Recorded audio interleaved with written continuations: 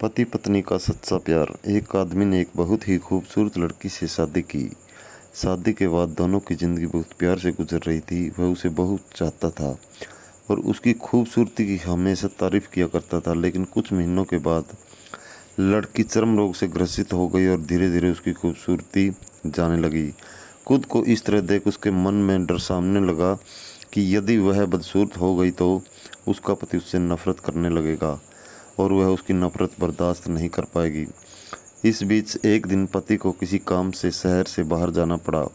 काम ख़त्म कर जब वह घर वापस लौट रहा था, उसका एक्सीडेंट हो गया। उसमें उसने अपनी दोनों आंखें खो दी।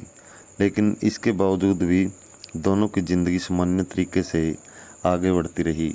समय गुजरता रहा और अपने चर्म रोग के कारण लड़की ने अपनी खूबसूरती पूरी तरह गंवा दी। वह बदसूरत हो गई, लेकिन अंधे पति को इस बारे में कुछ भी पता नहीं था, इसलिए इसका उनके खुशहाल विवाहित जीवन पर कोई प्रभाव नहीं पड़ा। वह उसे उसी तरह प्यार करता रहा। एक दिन उस लड़की की मौत हो गई। पति अब अकेला हो गया था। वह बहुत दुखी था।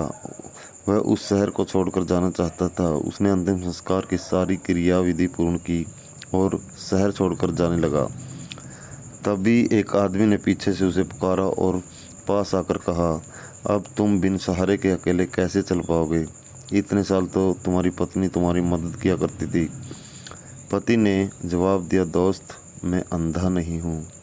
मैं बस अंधा होने का नाटक कर रहा था, क्योंकि यदि मेरी पत्नी को पता चल जाता कि मैं उसकी बदसूरती देख सकता हूँ तो यह उसके रोग से ज़्यादा दर्द देता। इसलिए मैंने इतने साल अंधे होने का दिखावा किया।